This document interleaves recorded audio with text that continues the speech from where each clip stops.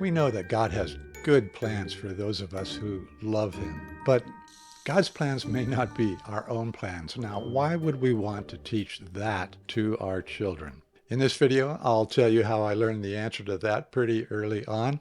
I will demonstrate the object lesson for you. If you're interested in teaching this object lesson, I encourage you very much to download the lesson plan that comes with it. There's more details there. So let me tell you my wild tale of woe, where I learned that God's plans may not always fit in with my plans. I decided that I wanted to have a syndicated comic strip. So what I did was I contacted the San Diego Union Tribune, where I was living in San Diego at that time. I got the name of a woman who worked there. She was an editor, but not of the newspaper. She was an editor of a newsletter for the kids who rode their bikes tossing the newspapers out onto people's front porches. But she told me on the phone, man, there's no way. I'm doing this newsletter and I can't get you anything on the big paper. And I don't need anybody because I'm doing it. Call back in a while and we'll see if anything's changed. So this went on for I don't know how many months, where I would call every now and then. She'd say, there's no hope. And then one day she said, I'm going to be promoted out of here and I need someone to do the newsletter. Here's the situation. This woman has found somebody, supposedly me, to replace her, and she's moving up through the glass ceiling into the big boy's office area with the responsibility on the main newspaper. So she calls me and she says, you've got the job. You're taking the newsletter. I'm moving up. And I said, that's fantastic. Thank you so much for doing that. And I said, yesterday I got a phone call from a church in Palm Springs, and I have taken the job of youth pastor out there. And this woman went berserk because I completely wiped out her career plans. She no longer had anybody to do the newsletter, which meant she could not go upstairs. She had already moved half her office. She had to move it back down. And it was just horrible.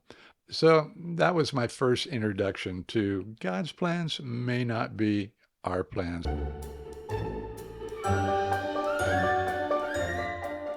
The object lesson. You're going to need an easel or something that you can draw on in front of the kids that are listening to you. And you'll be drawing a sketch of the classroom that you're in.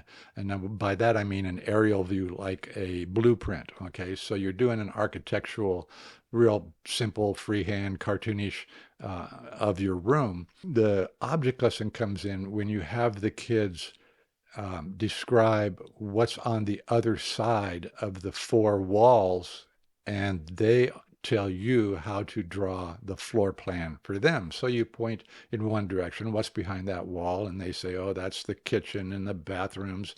And so you go, okay, how big are they compared to the classroom, and how far do they go, and all that. And you do that with all four walls. One wall might even be the parking lot or something, but you say it's out there and it's about this big. So the kids are helping you to accurately get the plan for your church. Of course, it won't be accurate, but it'll be a lot of fun to do that. And that'll give you an opening to talk about God's plans.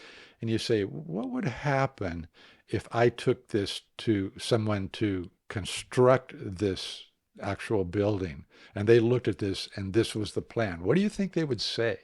And the kids, of course, would probably figure out that the construction people would go, that's not very helpful. We can't do that. That's not going to work. That plan won't work.